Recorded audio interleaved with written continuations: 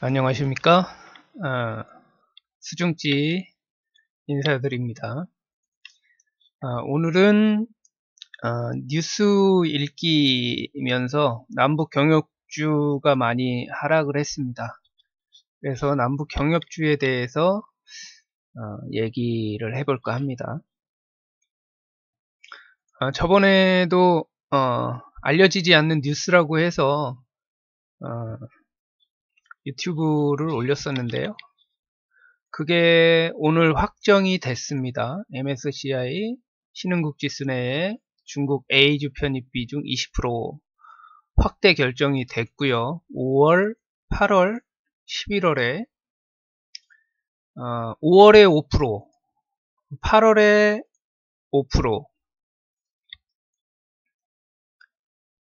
11월에 5% 해서 각각 5월, 8월, 11월에 5%씩 늘어날 예정입니다.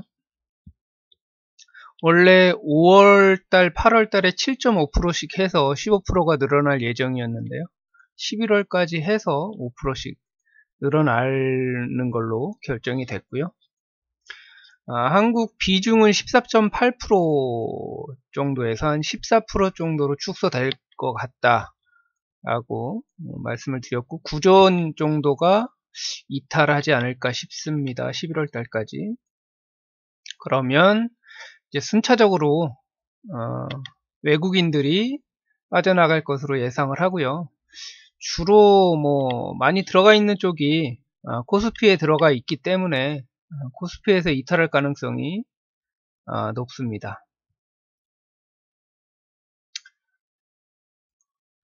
그리고 남북경협주 아직도 안 팔았다면 어떻게 대처해야 되나. 제가 말씀을 드렸죠. 호재는 다 알고 있는 호재는 호재가 아니라고 말씀을 드렸죠. 이따가도 다시 언급 드리겠지만 항상 똑같습니다. 좋은 뉴스가 나오는데 주가가 어느 정도 올라간 상태에서 더 오르지 못하고 있으면 그 내용에 대해서는 호재가 다 나왔다고 보고 더 좋은 호재가 나오지 않는 이상은 오르지 않는다.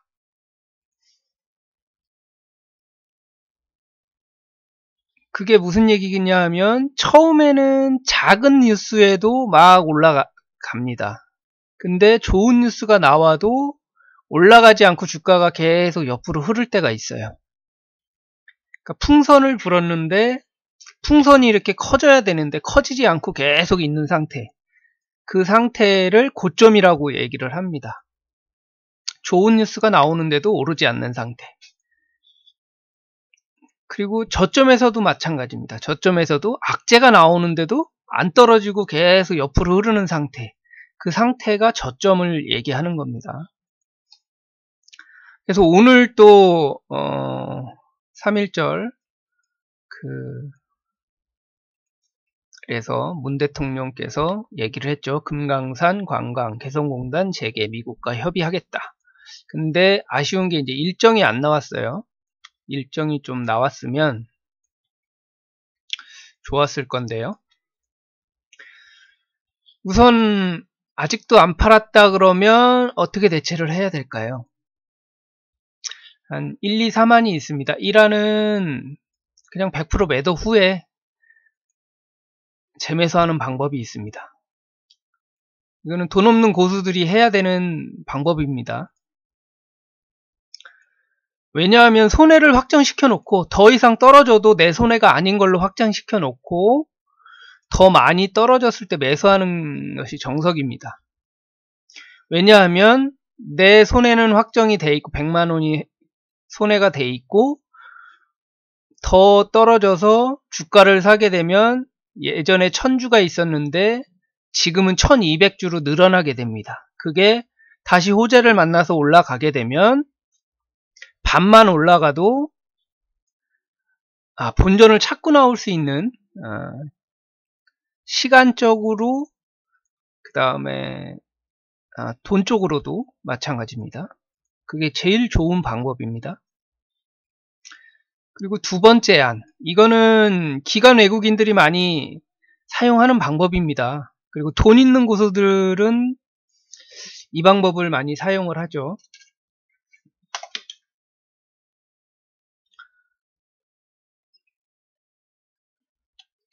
50% 매도 후 뭐 재매수 방법, 아니면은 매도 안 하고 그냥 돈으로 때려 부어서 재매수하는 방법입니다.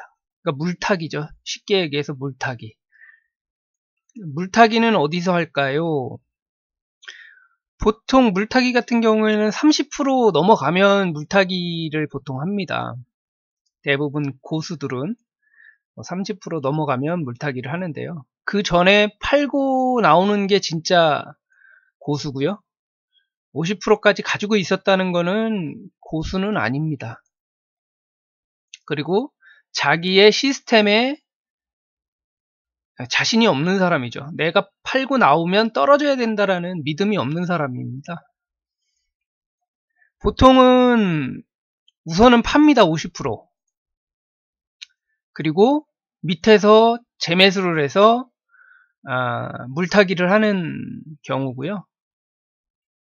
이때도 악재가 나와서 이제 호재로 변할 때 그때 이제 매수를 해서 평균 단가를 줄이고 주식의 수량을 늘리는 방법입니다. 그리고 바닥에서 추매 후에 반등 시에 반드시 모두 매도해서 손해를 최소화하고 이익까지도 가능한 이런 방법이고요. 주로 외국인들이 많이 씁니다. 근데 다만 자금력이 이제 많이 들어갑니다. 왜냐하면 내가 50만 원을 샀으면 그 다음 떨어졌을 때 100만 원 사고, 그 다음 떨어졌을 때 200만 원 사고, 그 다음 떨어졌을 때 300만 원. 이런 식으로 이제 더블로 들어가게 되면 조금만 반등이 있어도 손해를 안 보고 나올 수가 있습니다. 외국인들이 그렇게 떨어질 때 그렇게 많이 나옵니다. 손해 안 보고 나오는 거죠. 그 다음에 4만은 다시 북미 협상 될 때까지 존버하는 방법입니다. 돈도 없고 공부도 안 하는 이제 하수들이 하는 방법입니다. 아유, 그냥 뭐 놔두면은 언젠간 통일되겠지. 그때 되면 올라가겠지. 물론 이제 짧게는 뭐 3개월, 6개월 걸릴 수도 있고, 뭐 3년이 될 수도 있고, 5년이 될 수도 있겠죠. 그걸 다 이제 견딘다는 생각으로 가지고 계신 분들이 있고요. 그러다가 상폐되는 경우도 있고요. 여러분들은 어떻게 선택을 하실 건가요? 가장 좋은 방법은 매도 후에 재매수하는 게 가장 좋습니다. 이놈한테 당했으니 꼭 복수를 할 거야 라고 다음에는 안 속을 거야 마음에 되새기면서 하시는 게 가장 좋습니다. 그리고 이런 전문가, 이런 뭐 애널리스트, 이런 뭐 사람들은 믿지 마시기 바랍니다. 외국인이 사니까 같이 사야 한다. 이 종목은 외국인이 들어왔어요. 외국인이 샀으니까 사야 돼요. 이런 줏대 없는 전문가들은 믿지 마시기 바랍니다. 외국인은 환차익으로 들어오는 경우도 있고요. 선물을 노리고 들어오기도 합니다. 환차익이라는 거는 만약에 1,400원 정도에 있을 때 들어왔다 그러면 한 1,100원까지는 올라갈 수 있다 라고 했을 때 그 환차익을 노리고서 들어오는 경우가 많습니다. 외국인은. 그래서 코스피로 들어오는 경우가 많고요. 왜냐하면 달러의 약세가 될 것이다 라고 예상을 하면 이머징으로 해서 주식을 사드리죠. 우선 환차익 때문에 그렇습니다. 그러면 달러가 약세가 되면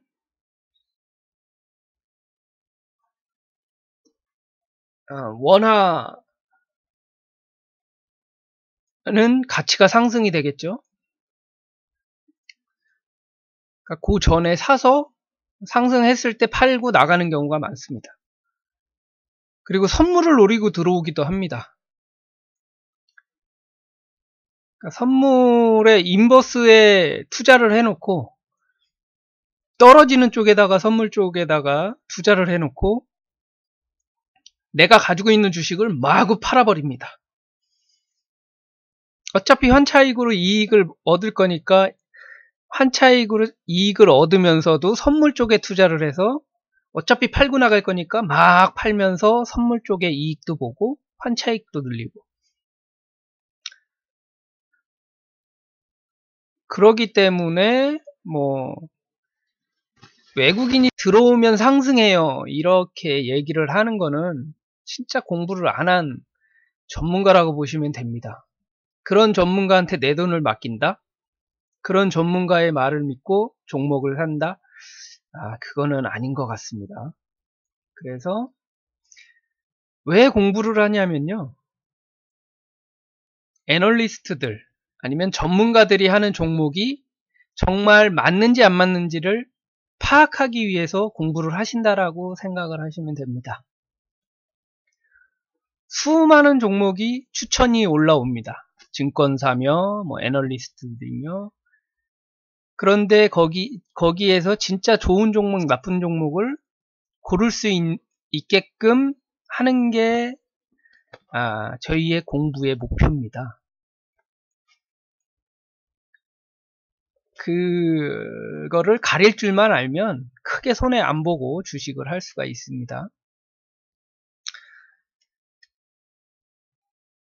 그러면서 외국인들은 몇백 배의 이익을 보면서 다니고 있죠.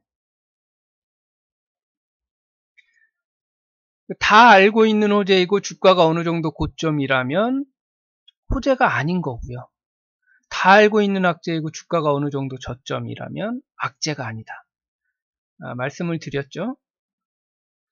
풍선 효과, 풍선을 불어도 더 이상 커지지 않는 상태, 이 상태가 되면 고점과 저점이 나타난다 라고 이해를 하시면 되고요. 근데 모르다가 갑자기 나온 거는 엄청난 악재로 받아들이시면 됩니다. 아무도 예상을 안 한, 어제와 같은 경우죠. 아무도 좋게 끝날 거라고 생각을 했는데 아무도 생각 안 하고 있다가 나오니까 하한가 근처까지 다 떨어지죠. 관련하는 애들이. 그렇게 생각하시면 되고요. 미중 무역전쟁이 60일 연장할 수도 있다라고 발표가 됐는데요. 이것도 어떻게 될지 모릅니다. 이제 이것도 어떻게 될지 모릅니다. 왜냐하면 북한에서 중국 쪽으로 가서 또 어떤 협의가 일어날지도 모르고요. 그 협의로 인해서 또 미중 무역전쟁에 영향을 미칠 수도 있기는 하지만, 중국은 지금 굉장히 안 좋은 쪽으로 몰려 있죠. 무조건 잡아야 됩니다. 미국 형님들을 잡아야 되는데 자존심 때문에 그러지도 못하고 양날의 검인데요. 그래도 형님 하면서 들어가는 게 맞다고 생각은 되는데, 그거는 이제 개인적인 제 생각이고요. 크게 뭐 영향은 안 미칠 것 같긴 한데 우선은 더 봐야 됩니다. 어떻게 될지 모르니까 더 봐야 되고요. 그때그때 중요한 뉴스가 나올 때마다 올려드리도록 하겠습니다. 다음에는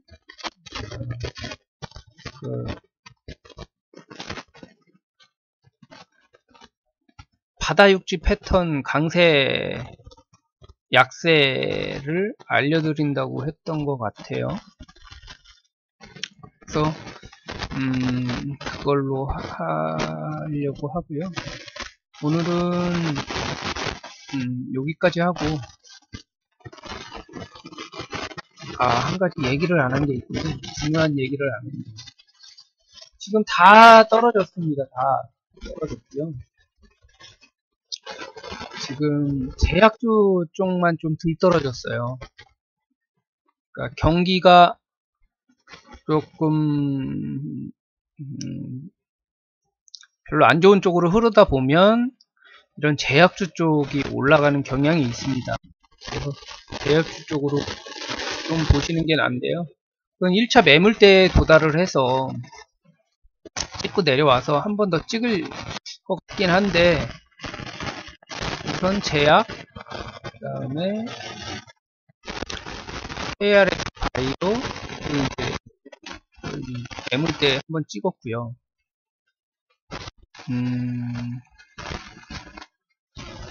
의약품은 조금 덜 올라갔죠. 의약품은 옆으로 횡보하면서 이제 올라가려고 하는데 나쁜 모습은 아닙니다. 매물대 한번 찍을 수 있을 것 같고요. 그래서 주로 제약주 쪽으로 보시는 게 맞지 않을까 싶습니다. 지금 금융 쪽도 떨어졌고 화학 쪽도 떨어졌고요.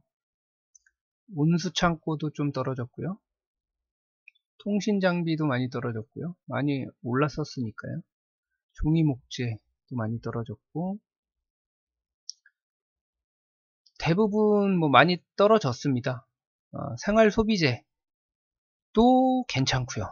생활소비재, 제약 뭐 이런 쪽이 지금 괜찮은 편이고요. 코스피는 제가 말씀드렸다시피